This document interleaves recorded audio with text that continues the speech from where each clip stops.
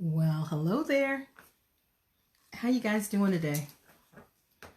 I hope you're doing well.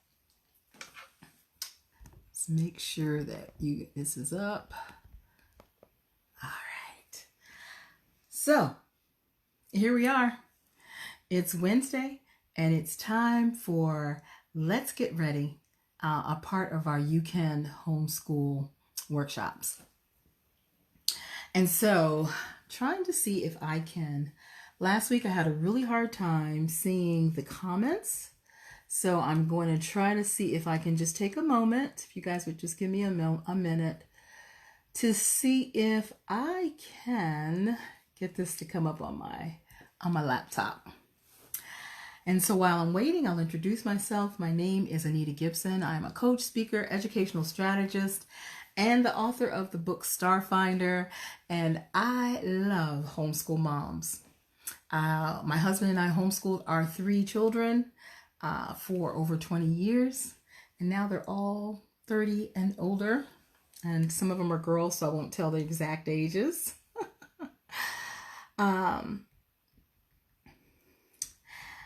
And we also have, I also have the privilege of being a homeschool consultant for a couple of homeschool programs, one of them being First Baptist of Glenarden, Shabak, here in Maryland, and then another program also in Maryland called Project Excel. And so I have quite a bit of experience helping parents figure out how to do this homeschool thing.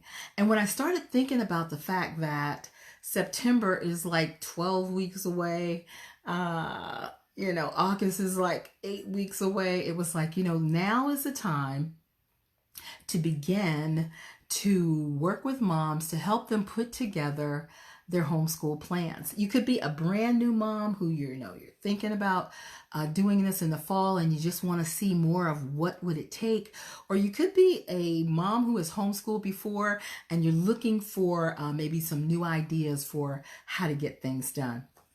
And so either one of those categories, hopefully there'll be some things here that will benefit you tonight. So let's go ahead and get started. So the whole point of this series is it'll be about 4 different sessions, is so that when at the end of the 4 weeks, you will actually have a template with the details that you need in it, kind of like a business plan, but for homeschool. And so one of the things that you're going to want to make sure you do is make sure you have paper and pencil, because as I am talking about things and things come to mind, you can write them down. So the first thing we want to talk about tonight, we want to do a deep dive on, is why. We did I kind of did like an overview last week, but today we want to talk, I really want you to think about the why. Some of you are thinking about homeschool because it's something you've been thinking about for a while now, and the timing is just right. Others of you are thinking about homeschool because of the coronavirus. And as you're looking down the road, you're thinking, this might not be the best time for my student to maybe be in a more traditional academic vehicle like a school. You might be concerned about them going to physically go into a building with students. You might be concerned about having to wear masks all day and social distancing and not being able to go out on the playground. And you're thinking, you know what, it'd be better for them this year maybe to be at home.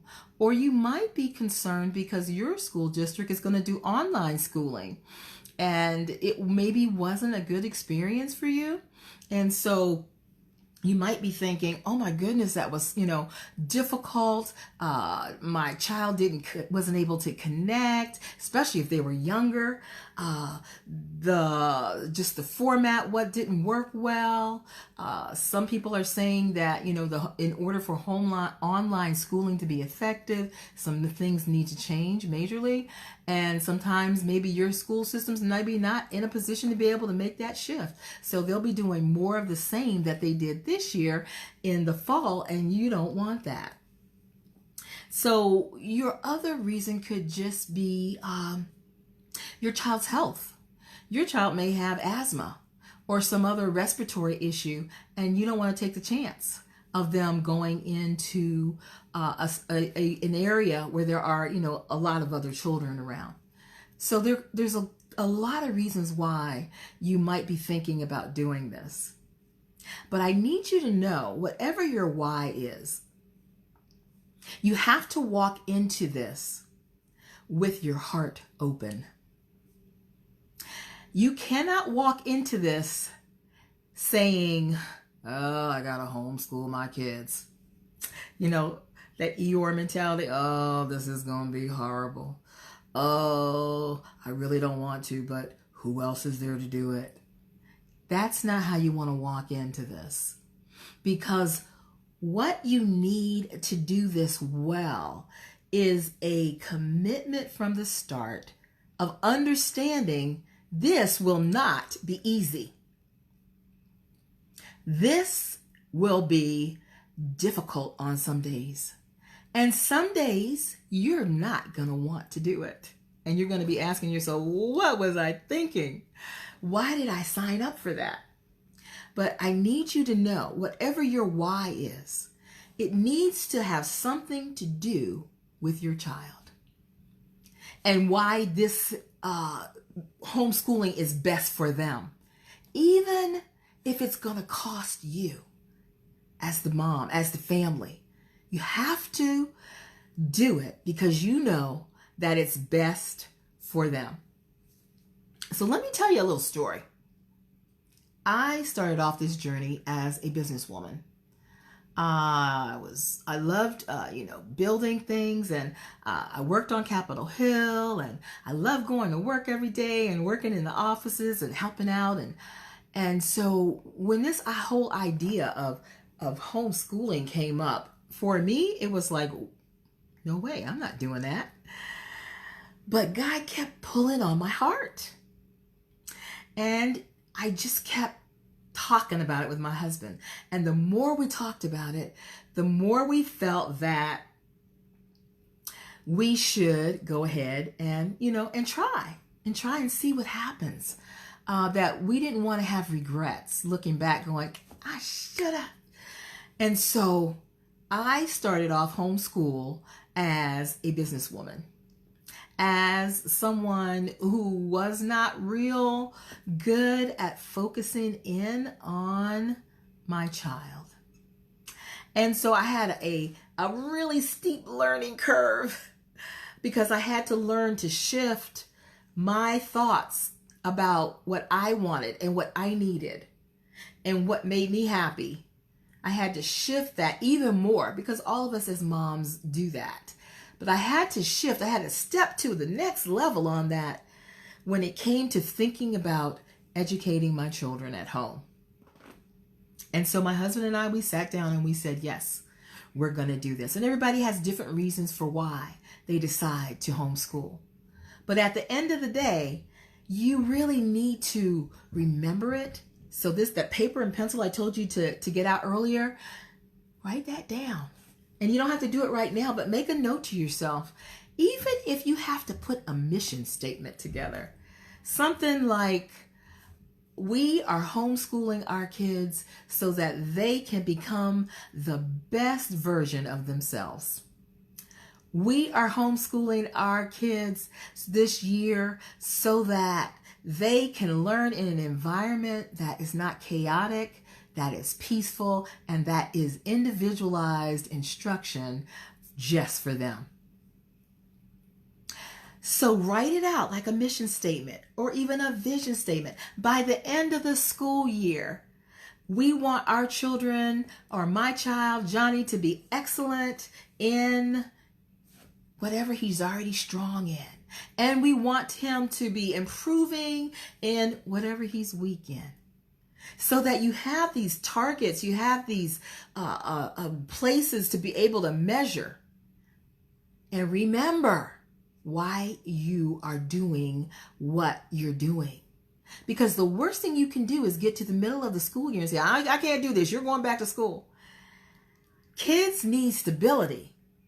So if you're really thinking about homeschooling, you need to be okay with schooling for this year. You need to be ready to make that kind of commitment.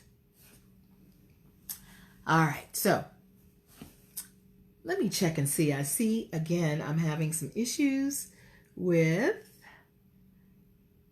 Hey, Natalie. Okay, I can see a little bit there. Hey, Ty. Thanks for coming in. Thank you, Natalie. All right, so where was I? Coming up with a mission statement. Coming up with a vision for why you're doing this. Writing down the night or the day when you picked your child up from school and you thought to yourself, we can't do this anymore. Or the night that you were up crying all night because your child was being bullied. That's another reason people will homeschool. Or they weren't being able to be helped in the classroom for various reasons. And they were frustrated and they didn't want to go back to school. Remember that day? You might have a day like that. Write it down. Because those are the things that are going to help you on the days when you're like, oh, this is too hard. And those are your whys. All right. So the next thing that I want you to think about is, how do you learn? Like, when you can remember things well, what was involved? Were you looking at things? Were you listening to things? Were you interacting with them in some way? Just a very simple, you can go take a test to see those things, but just some very simple things if you think about how you learn best. Do you find yourself always writing and doodling? Because it's really important for you to know how you learn in order for you to help your student, your child. So remember this, it's not that you have to teach everything. I don't want to give you that impression. But it's still the way you're going to facilitate this learning experience is going to have a lot to do with the way you learn. So, if you are aware of how you learn, and then you figure out how your child learns, you can blend those two ideas, ways, concepts together and come up with one way of being able to deliver information. And what I mean by that is, if you are very regimented, you like to write everything down, you love workbooks and notebooks and textbooks, and you like a designated area in your house where this is where we do school, and there are maybe desks there, and everything is very kind of orderly, and you have your schedule, then the type of learner you are is you're more regimented.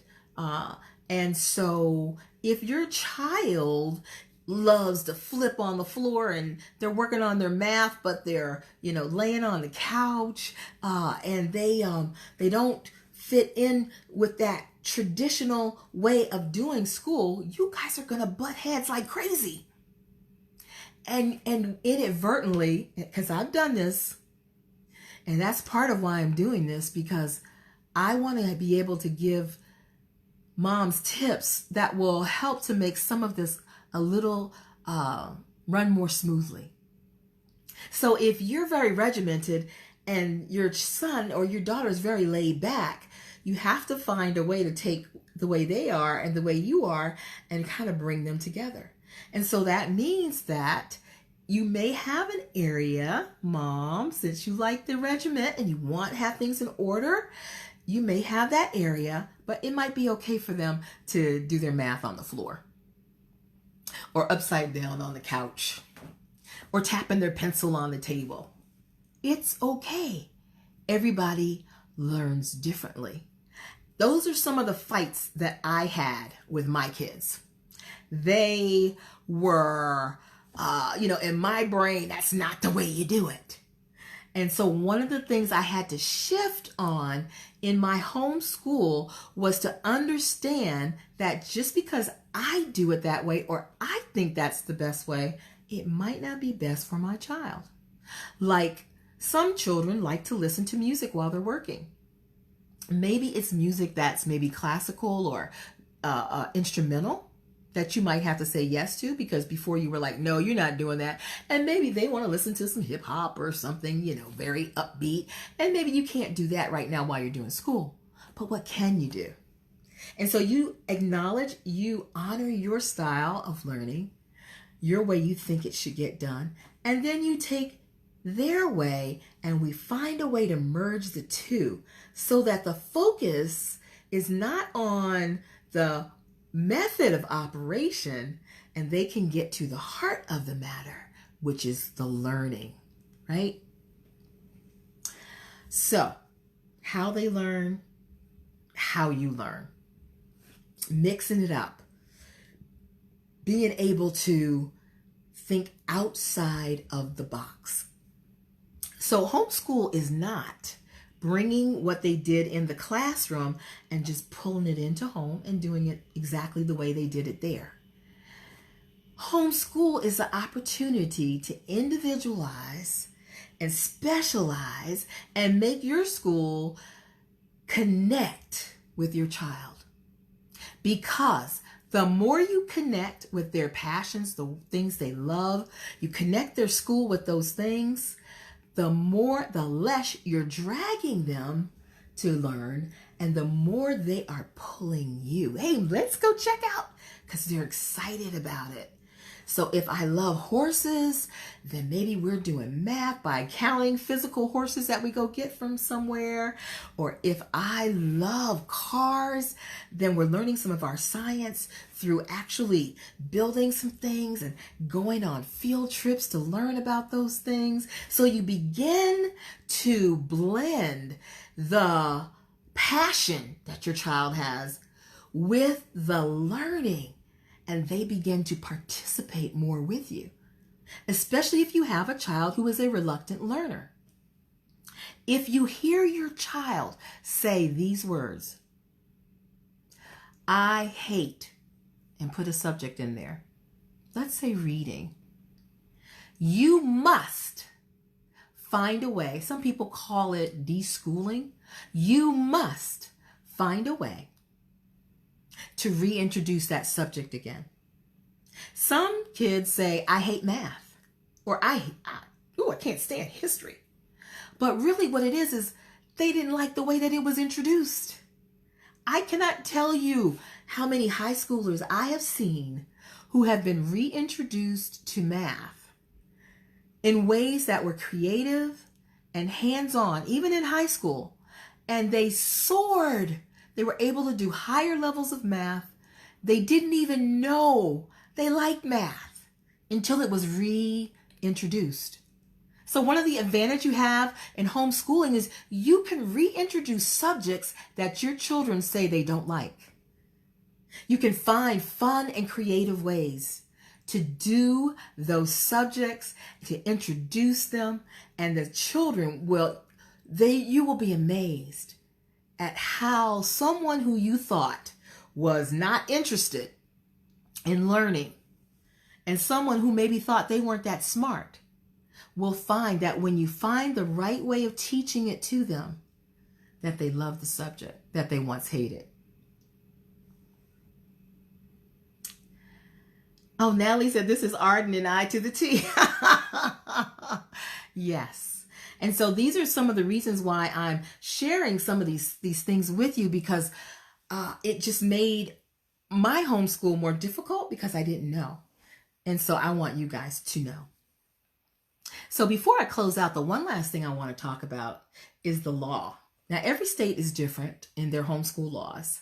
And so you need to make sure that you know what your law requires so that you align with those regulations. And there is a resource. It's called HSLDA, Homeschool Legal Defense Association.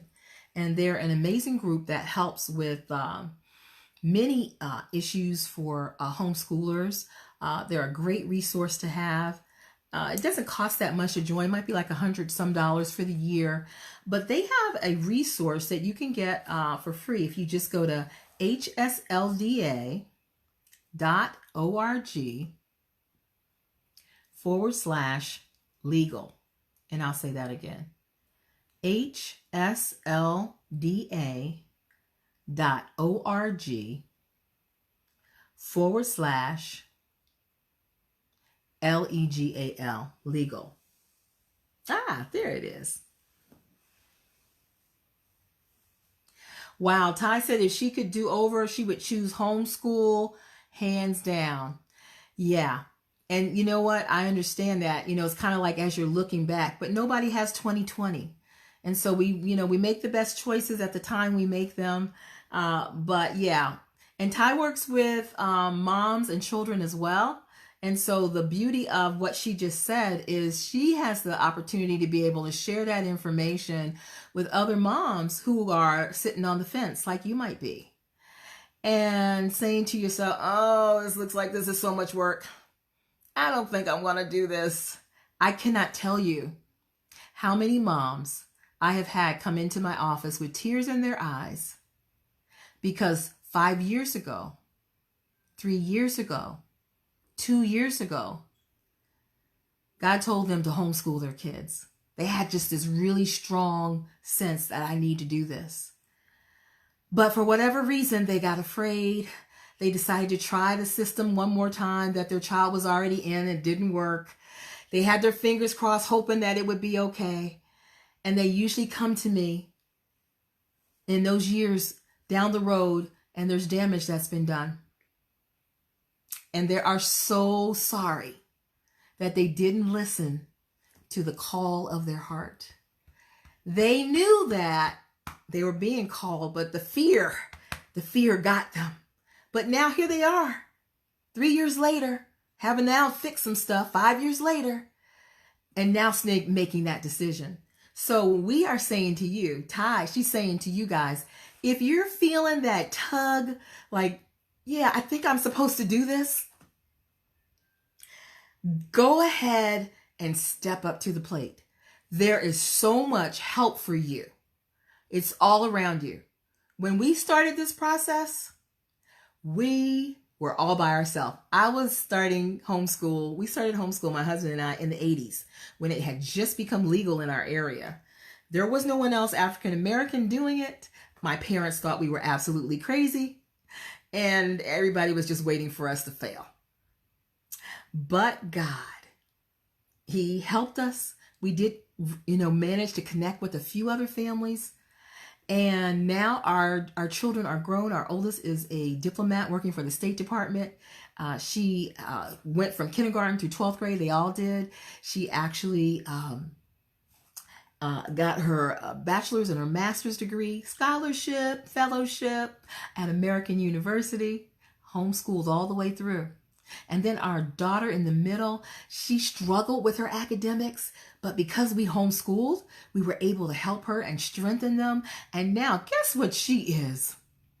She is an amazing middle school science and math teacher.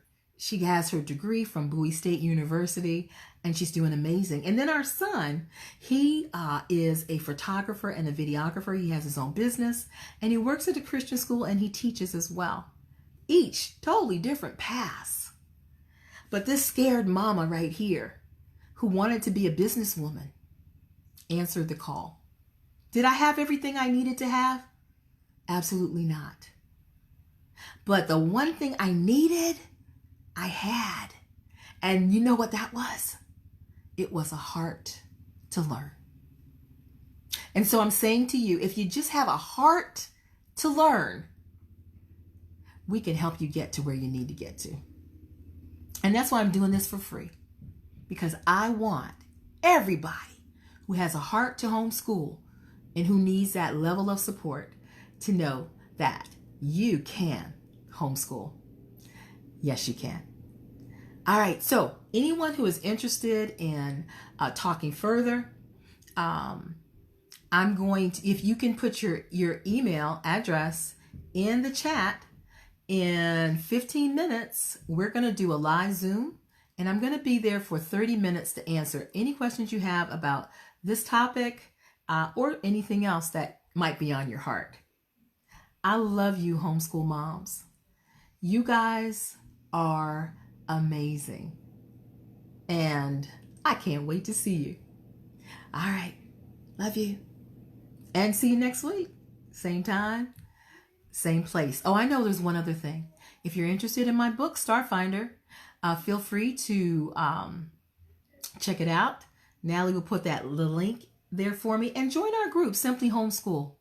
It's a way for you to be able to connect with like-minded moms who are on this journey with you. It's a free zone. It's a no judgment zone. All right.